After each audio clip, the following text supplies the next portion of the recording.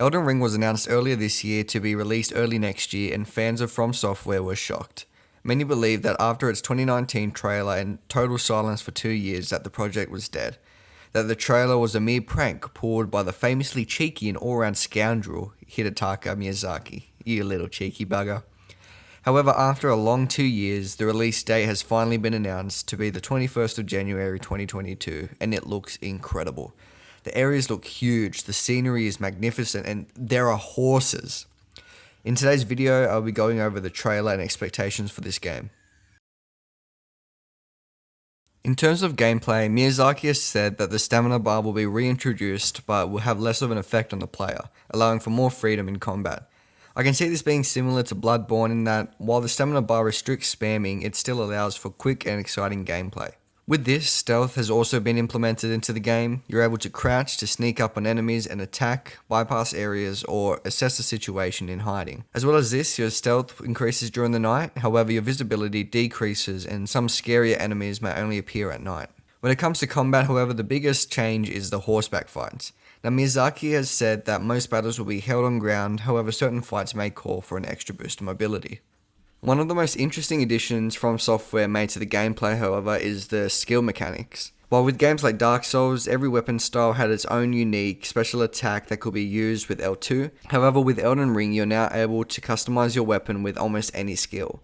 There are around 100 skills in the game and they are largely interchangeable between a large variety of weapons.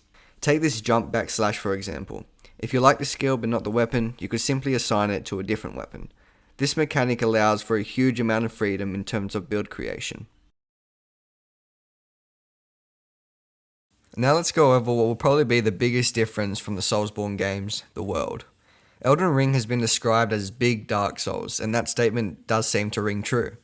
Elden Ring is what seems to be an open world Dark Souls game, and I couldn't be more excited for that prospect. The world is said to have 6 main areas within the lands between, however exploration is much encouraged. Miyazaki said in an interview that while the areas are lined up in a way so that you could normally tackle them in a specific order, you don't have to follow it. We wanted to give a free level of progression and exploration throughout the lands between, so there's a lot of different ways. A lot of worries when it comes to open world games is the problem of getting lost and a lack of direction. However, with Elden Ring, Miyazaki has stated that there's an element of guidance for players who are looking for it, especially in the beginning.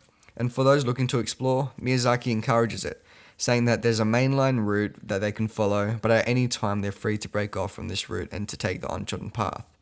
This concept of there being a logical route of the game that you could actually skip half of the game's bosses to complete is kind of similar to Breath of the Wild, where there's a clear progress route, however the wonders of the land keep you exploring.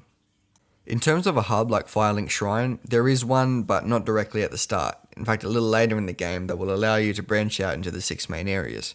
And along with this, the 6 areas will have their own mainline dungeon map that will nicely collect to the lands between. This world interconnectedness is something that made the Soulsborne series so special, and to see Miyazaki emphasize this really excites me. Okay, let's be honest. The enemies and the assumed bosses in this game are probably the most interesting and uniquely horrifying in any From Software game. From the white dragon who wields lightning to the wolf knight to my personal favourite, the magical deer, the enemy and boss designs look to be horrifyingly beautiful.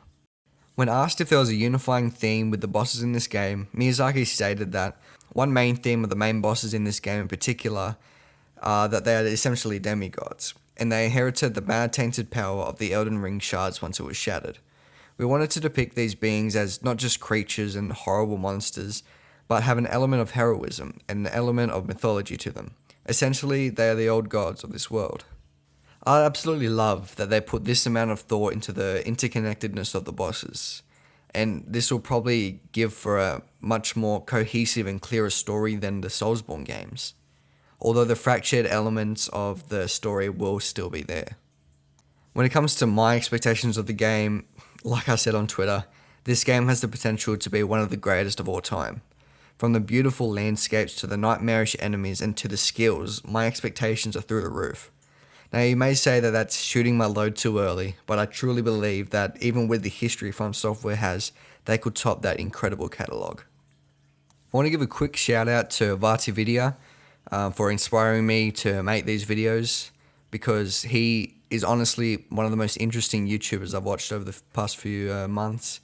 And his videos on the Soulsborne series in particular are really incredible, and I really recommend checking him out. And that's it. I hope you guys enjoyed this video as much as I enjoyed making it. If I missed anything, feel free to comment down below and I'll respond. Don't forget to like and subscribe, and see ya.